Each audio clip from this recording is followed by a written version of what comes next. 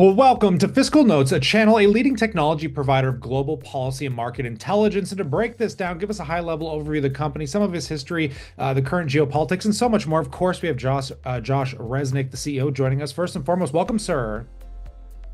Thanks so much for having me. Such a pleasure to get you on. So, for newer audiences, first and foremost, you provide critical insights and tools to basically turning them into actions for a variety of different companies. That's a way too broad of an overview. Narrow this down. Tell us what's going on at Fiscal Note there. Sure, great. Happy to do that. So we deliver subscription-based access to essential regulatory data and workflow tools.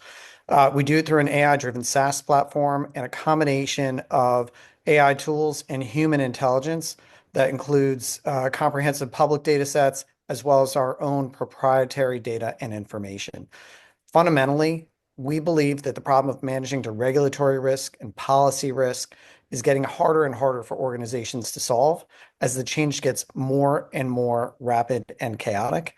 And organizations are increasingly realizing how impactful this is on their businesses.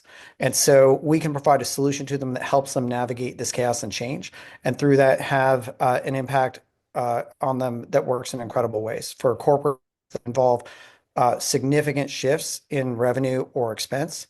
For public sector, they need to understand these issues just in order to operate effectively. So there's essential information. Customers need this, and we provide this in a really unique way. We have more than 4,000 customers today, including half the Fortune 100. And as I said, this problem is only getting harder and harder for them to manage. Yeah, I definitely appreciate the insight on that, but it almost sounds like you're kind of playing into some of the political factors here. Do you want to talk about maybe what investors should focus on? I know the markets are getting quite rocky with current tariffs and everything going on with the new administration. Does that play into what you guys are doing by any effect? And what should investors focus on through 2025? Sure, yeah. Anytime there's any type of regulatory change or policy change, that's when people need us most to be able to navigate to that. And you just said it right there with tariffs. If you only think about tariffs and only even just in the past few days or couple of weeks, you can see how hard this is to manage. Organizations have to understand how these tariffs will impact them. They need to be able to plan around them. And just think for a moment, if you're a large multinational and you might operate in more than 100 countries and you may be sourcing goods, shipping goods. Uh, Goods may cross borders multiple times before they turn into finished products. And so this is an incredibly difficult thing for these organizations to manage. And then that's just tariffs. And that's getting the headlines now, but there's so much that goes on that doesn't get the headlines. So a large multinational needs to think about imagine if you're in agriculture, you need to think about farming regulations, food safety regulations, shipping regulations, labor, employment, so many different things that impact your business so significantly.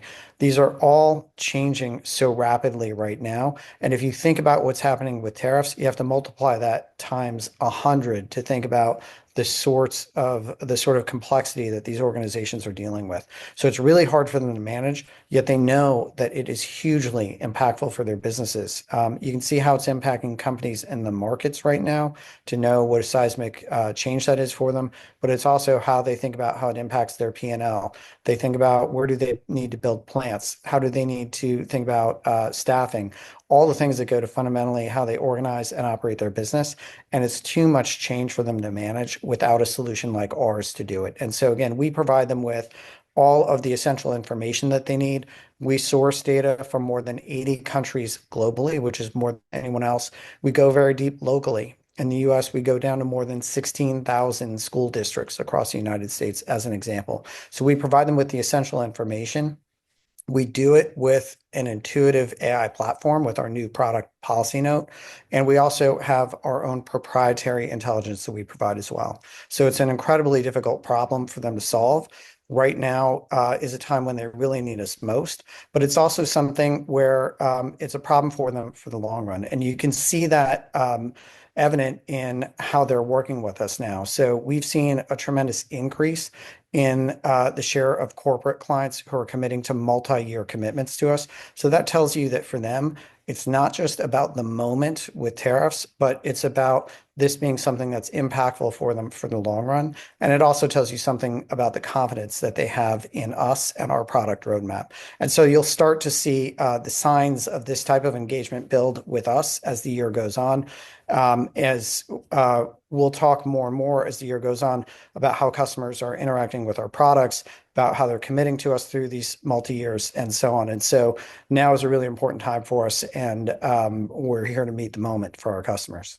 No, incredible. And I want to expand on this further in the future. So if the viewers are watching, consider subscribing for those updates, especially as news hits the wire. But roll back. What led up to that aha moment? How did you kind of get involved with FiscalNote in this way? Sure. So I joined the company in 2018, and it's a really unique intersection for my background. So my background is actually in the legal and regulatory space. So I'm a lawyer by training. I was in private practice for a few years, doing a lot of regulatory compliance work for my clients. I was in-house at AOL in the late 90s and early 2000s.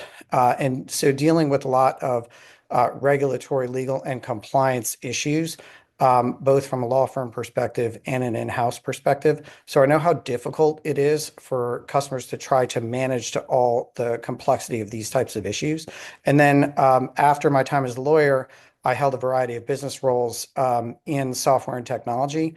And so again, FiscalNote then becomes the intersection between this issue of the complexity of regulation and the ability to solve that problem with software and technology. Well, on that note, we'll pass it off to the viewers as always. We'd love to know what you think and definitely consider subscribing for News Catalyst. Like I said, as it hits the wire, we'll bring it to you here. But on that, as always, we look forward to catching you in the next one. Thanks so much.